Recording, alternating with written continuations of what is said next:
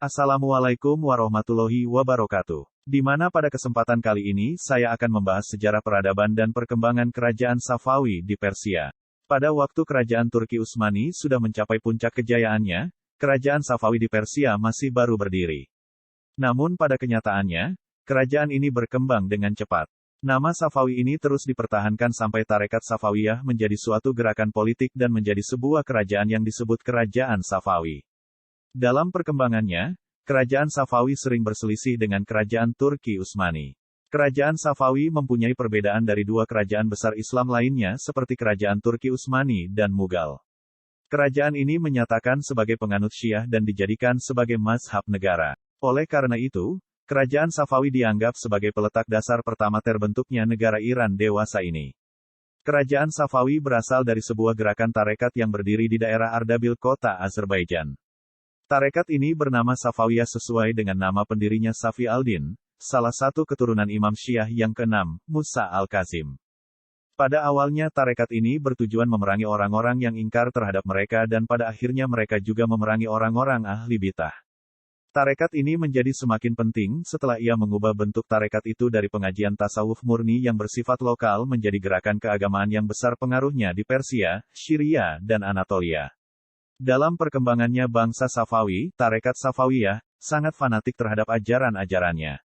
Hal ini ditandai dengan kuatnya keinginan mereka untuk berkuasa karena dengan berkuasa mereka dapat menjalankan ajaran agama yang telah mereka yakini yaitu ajaran Syiah.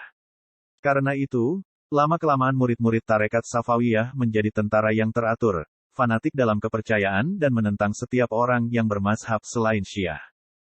Pada masa kepemimpinan Junaid tahun 1447 sampai tahun 1460 Masehi, dinasti Safawi memperluas gerakannya dengan menumbuhkan kegiatan politik di dalam kegiatan keagamaan. Perluasan kegiatan ini menimbulkan konflik dengan penguasa Karakoyunlu, Domba Hitam, salah satu suku bangsa Turki, yang akhirnya menyebabkan kelompok Junaid kalah dan diasingkan ke suatu tempat. Di tempat baru ini ia mendapat perlindungan dari penguasa Diyarbakir, Koyunlu, juga suku bangsa Turki. Ia tinggal di istana Uzun Hasan, yang ketika itu menguasai sebagian besar Persia. Tahun 1459 Masehi, Junaid mencoba merebut Ardabil tapi gagal. Pada tahun 1460 Masehi, ia mencoba merebut Sirkasia tetapi pasukan yang dipimpinnya dihadang oleh tentara Sirwan dan ia terbunuh dalam pertempuran tersebut. Junaid secara resmi digantikan dan diserahkan kerajaan Safawi kepada anaknya yaitu Haidar. Pada tahun 1470 Masehi, lalu Haidar kawin dengan seorang cucu Uzun Hasan. Dan lahirlah Ismail yang kemudian hari menjadi pendiri kerajaan Safawi di Persia dan mengatakan bahwa Syiahlah yang resmi dijadikan mazhab kerajaan ini. Kerajaan inilah yang dianggap sebagai peletak batu pertama negara Iran. Gerakan militer Safawi yang dipimpin oleh Haidar dipandang sebagai rival politik oleh Koyunlu setelah ia menang dari Karakoyunlu, 1476 Masehi. Karena itu, ketika Safawi menyerang wilayah Sirkasia dan pasukan Sirwan, Koyunlu mengirimkan bantuan militer kepada Sirwan, sehingga pasukan Haidar kalah dan ia terbunuh. Selang beberapa tahun saat kondisi kerajaan Safawi yang sangat memprihatinkan, kerajaan Safawi baru bisa diatasi setelah Raja Safawi kelima yaitu Shah Abbas I naik tahta. Ia memerintah dari tahun 1588 sampai dengan 1628 Masehi. Adapun langkah yang ditempuh oleh Abbas I dalam rangka untuk memulihkan kerajaan Safawi sebagai berikut. 1. Melakukan penataan kembali kehidupan politik dan pemantapan administrasi kerajaan Safawi. Dan keputusan politik yang terpenting dalam kerajaan Safawi yang diambil oleh Shah Abbas pertama adalah menyingkirkan politik militer Qizilbash dari dinasti Safawi. Ia melakukan itu dengan cara membentuk pasukan baru dari para budak dan tawanan perang bangsa Georgia, Armenia dan Sirkasia. Lalu, Shah Abbas I berencana untuk melemahkan kekuatan pasukan Qizilbash, dan mengirim pasukan Qizilbash ke berbagai wilayah secara terpisah dan tidak dikumpulkan dalam satu wilayah tugas. 2. Melakukan pemusatan pada sistem kekuasaan dan sistem pertanian, yang dimana awalnya ini diserahkan kepada pemerintahan gubernur setempat. Yang sebelumnya itu akibat kontrol pemerintah pusat yang lemah, sehingga sebagian besar keuntungan dari sektor pertanian masuk ke kas pemerintah provinsi. 3. Mengadakan perjanjian damai dengan Turki Utsmani dengan jalan menyerahkan wilayah Azerbaijan, Georgia, dan sebagian wilayah Luristan. Di samping itu Abbas I berjanji tidak akan pernah menghina tiga khalifah pertama dalam sejarah Islam yaitu Sayyidina Abu Bakar, Umar bin Khattab dan Utsman bin Affan dalam khutbah-khutbah sholat Jumat. Sebagai jaminan atas syarat itu, Abbas menyerahkan saudara sepupunya Haidar Mirza sebagai sandera di kerajaan Istanbul. Masa kekuasaan Syah Abbas pertama merupakan puncak kejayaan kerajaan Safawi.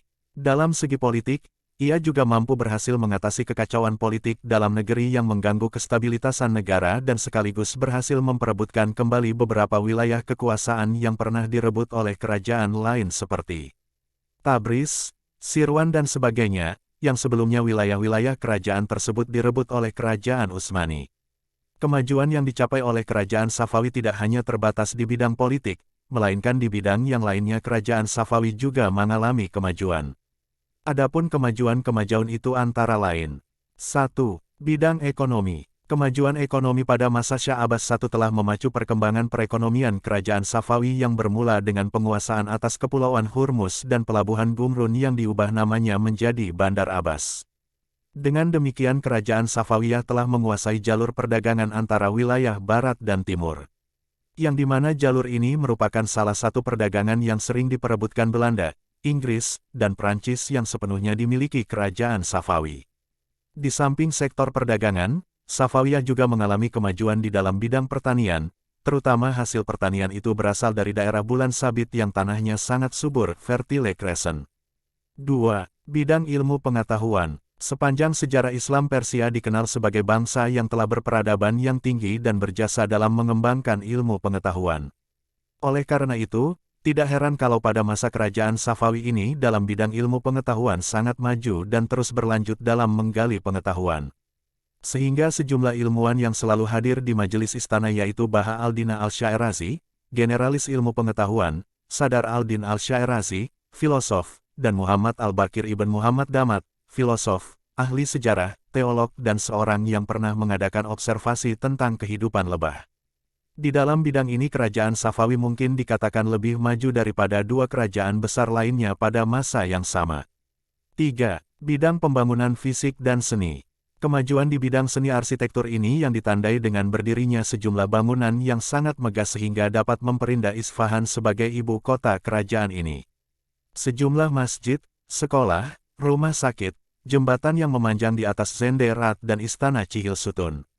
Kota Isfahan juga diperindah dengan kebun wisata yang tertata dengan sangat bagus.